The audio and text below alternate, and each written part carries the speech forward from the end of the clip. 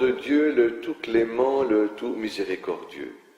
Paix et bénédiction sur ses prophètes et sur Mohammed, le dernier des prophètes. Vous savez que le Coran attribue aux prophètes, à tous les prophètes, les plus belles qualités, car Dieu les avait suscités comme exemple à suivre.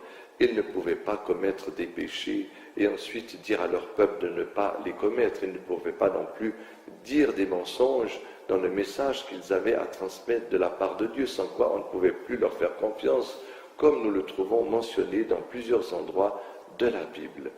Aujourd'hui, je vous présente une différence de très grande importance. Vous savez que dans la Bible, lorsque Moïse était occupé à la rencontre de son Seigneur qui lui transmettait la Torah, que pendant ce temps, le prophète Aaron était resté avec le peuple d'Israël et que celui-ci lui avait demandé de fabriquer un veau en or, une idole, pour l'adorer. C'est comme ça que les enfants d'Israël, après avoir été témoins de ce miracle extraordinaire que Dieu a ouvert la mer et les a sauvés de la tyrannie de Pharaon, les enfants d'Israël, pour remercier Dieu, dans leur ingratitude, avaient fabriqué ce veau. Or, dans la Bible, nous trouvons que c'est Aaron qui a fait ce veau, tandis que dans le Coran, ce n'est pas Aaron, c'est Al-Samiri. Mais nous trouvons aussi dans le récit biblique que Moïse, une fois descendu de la montagne, va demander à Dieu de revenir de sa colère, de ne pas châtier le peuple. Et on va voir dans le récit que je vais vous citer que Dieu va revenir sur sa décision et il va châtier le peuple, mais il ne va pas châtier Aaron qui a fait le veau d'or. Dieu se repentit sur le conseil de Moïse, livre de l'Exode au chapitre 32 et au verset 14. Et ensuite, il revient sur sa décision et punit les Juifs qui ont adoré le veau d'or. Au verset 34 et 35 du même chapitre. Mais il ne punit pas le prophète Aaron qui a fabriqué le veau d'or. Dans le noble Coran, ce n'est pas un prophète de Dieu, Aaron, qui a fabriqué le veau d'or, mais c'est Al-Samiri.